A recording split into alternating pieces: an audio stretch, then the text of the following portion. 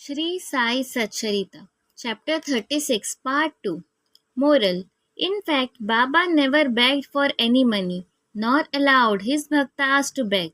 He regarded money as a danger or bar to spiritual progress and did not allow his bhaktas to fall into its clutches.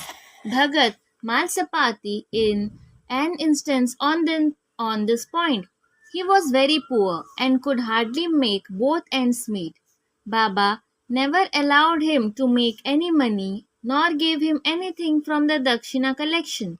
Once a kind and liberal merchant named Hansraj gave a large amount of money to Malsapati in Baba's presence, but Baba did not permit him to accept it. Then the second guest began to tell his tale. My Brahmin cook was serving me faithfully for 35 years. Unfortunately, he fell into bad ways. His mind changed and he robbed me of my treasure by removing a laterite slab from my wall where my cupboard is fixed. He came in while we were all deep asleep and carried away all my accumulated wealth, rupees 30,000 in currency notes.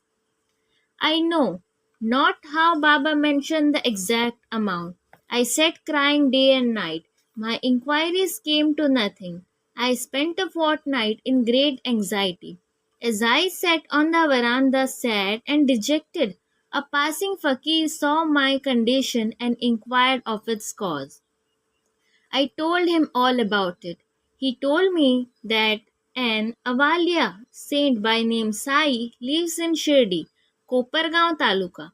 Make woe to him and give up any food that you like best and say to him mentally that I have given up eating that food till I take your darshan. Then I took the vow and gave up eating rice and said, Baba, I will eat after recovering my property and after taking your darshan.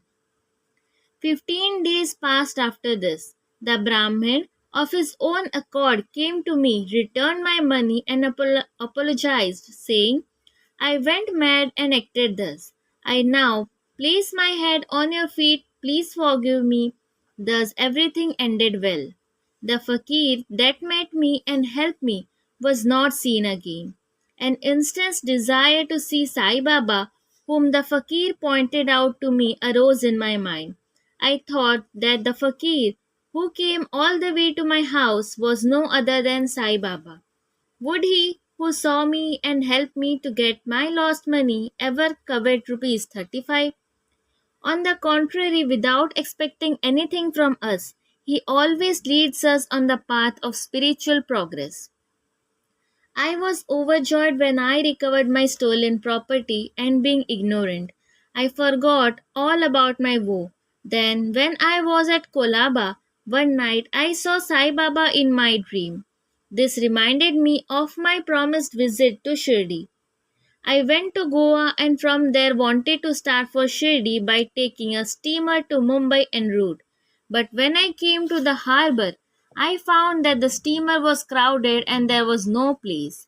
The captain did not allow me, but on the intercession of a peon, who was a stranger to me, I was allowed to get into the steamer which brought me to Mumbai.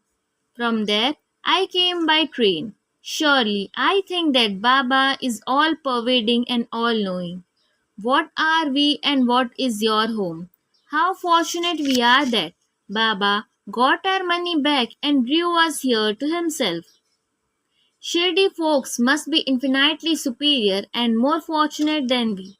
For Baba has played, laughed, talked, and lived with you for so many years. I think that your store of good merits must be infinite. Sai is our Datta, Lord Dattacharya. He gave me a seat in the steamer and brought me here, and thus gave proof of his omniscience and omnipotence.